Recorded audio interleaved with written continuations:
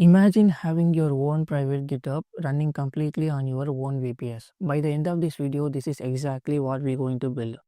You will have your own Git hosting platform where you can create and manage repositories just like GitHub.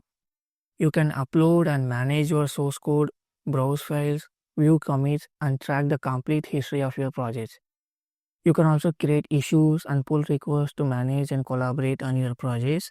And Gitea also gives you features like user accounts, organizations, repository permissions, releases, and webhooks. And the best part, we're going to run all of this on our own VPS connected to your custom domain. Here I will show you how to get your custom domain for free, put Nginx in front of it, and secure everything with HTTPS. So instead of paying for your private Git server or depending completely on a third-party platform, you will have your own self-hosted GitHub alternative that you can control. And in this video, I'm going to show you exactly how to set it up from a completely fresh VPS step by step. So let's get started. So first we need a VPS, right? So that's why the sponsor of this video is Mivocloud. They are providing the cloud services since 2015 and they have the VPS starting from €6 per month and dedicated servers starting from €39 per month. And they also have the web hosting which is €5 per month with unlimited domains on SSL certificate. All of this supported by the DDoS protection, 24/7 customer support, and with discounts. If you go for the annual plan, you will receive 2 months for free. So since they are the sponsor of this video, I have a VPS with them. So what I will do is I will copy the IP address and SSH into it first. Here you can see I have successfully connected to my VPS here. And before we installing Gitea, let's first update the packages list.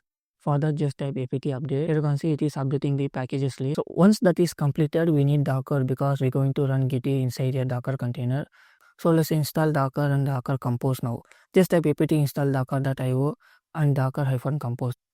Here you can see I have already have that. Once I have installed, if you type docker -- version, if you get any output similar to this, that means the Docker has been successfully installed. Now let's create a separate directory where we're going to keep our Gitea configurations. So what I will do is I will make a folder here and then let's jump into that folder now. So now I am in the Gitea folder. Inside this directory, we're going to create our Docker Compose file.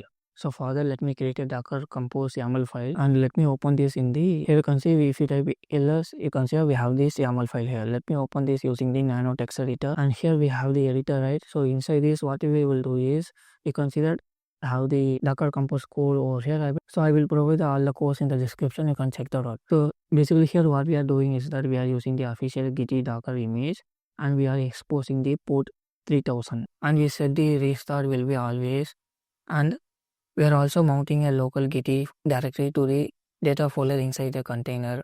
This is important because our Gitea data will remain outside the container. So it won't be disappear if we recreate the container. So what I will do is I will copy this and paste it here and just save this file and let me exit. So now we can start our Gitea server using the Docker Compose. Here you can see, let me type Docker-compose. After this will start the Gitea server now. And just type, we're going to run this in the detach mode. Here you can see it is pulling the image. Docker will download the Gitea image and create the container for us. So once that is finished, let's check whether the container is running. Here you can see creating Gitea done. And if you type the docker ps-a, it will list all the containers for us. As you can see, the Gitea container is running on the port 3000. So let me show you how to access the dashboard now. So if you open up a new tab, and for this we need our IP address. So if we copy the VPS IP address, here you can see this is our VPS IP address. Let me copy this and paste it here and let's type the port number 3000. Here you can see this is our Gitea initial setup configuration page here. So for the database, I'm going to use the SQLite. If you want any other databases, you can also configure. But since this is a demonstration video, I will stick with SQLite. And we can keep most of the other settings as they are for now. And you can say site title, if you want to change, you can change. And apart from this, remaining everything will stay as it is. I will show you later part of this video how to get a free domain as well. But for now, let's leave this our IP address as it is and finally click on install Gitea. Here you can see it is installing now. Just give you a few minutes, it will take some time. Here you can see, let me enter username and the email address password. First we need to create our account, right? So you have all the features like GitHub. So you have the user management here as well. You can see that I have successfully logged into the Gitea. You can see that it looks very similar to other Git hosting platforms. We have repositories, we have issues, pull requests, action packages, and settings and more. Since this is our own Gitea instance, we have complete control over the server and the repositories. And if you head over to the settings, here you can see we have our account information here. If you want to change your password, you can also change your password. You have appearance here. If you want to change the theme, you can also change. If you go to settings, you can also enable the two-factor authentication. You can add your keys over here, and you also have the actions. Here you can see this is very similar to the GitHub. We also have the webhooks here as well. And let me go to the dashboard now. Currently we are accessing it using the server IP address and the port. So that's not something we want for your production style setup, right? So let's connect a domain now. For this tutorial, I'm going to use the DuckDNS. DuckDNS provides a free dynamic DNS. So you can say this is the website. So let me log in now. So I'm going to log in using my GitHub, and let me select my GitHub account. And here you can see I have already created one subdomain. Let's create a new subdomain now. So let me try Git. I don't think Git will be available. So someone else would have taken it. So let me click on add. You can see someone else taken it. So let me try Git Kumaresan, and let me click on add domain. Here you can see it is successfully available.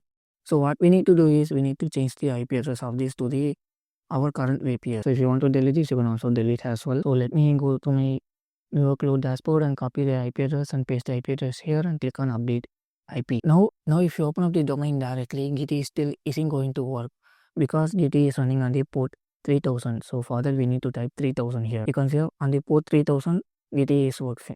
But if you type the domain directly, it won't work. So this is where Nginx comes into picture. So Nginx will act as a reverse proxy. So here let me sign in now. So on the port 3000 it works exactly as we wanted.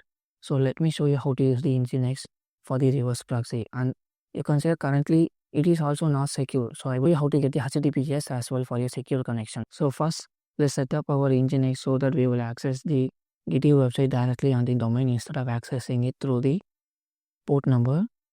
You can see this is our domain, right? So if you go to your domain name directly, it will not be work.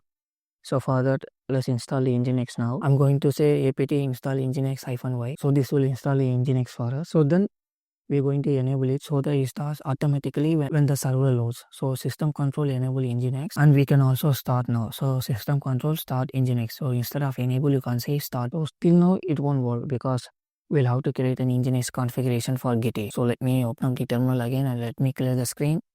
And here I will provide the path here, the Nginx configuration path. You can also find this in the description. So let me paste now. So inside this file, we need to add these configurations over here. So that is, you can see that I will also provide the Word doc in the description. You can check that out. So let me copy this configuration here. So basically what we are doing is, so the server will listen on port 80. So whatever request that we give now, it will directly redirect to the port 3000. Since port 3000 is where the Gitea server is running. Here you can see we are just redirecting it. And let me change the server name now because our server name is different, right? So let me go to the DuckDNS and copy the server name here and paste it here, and this is it.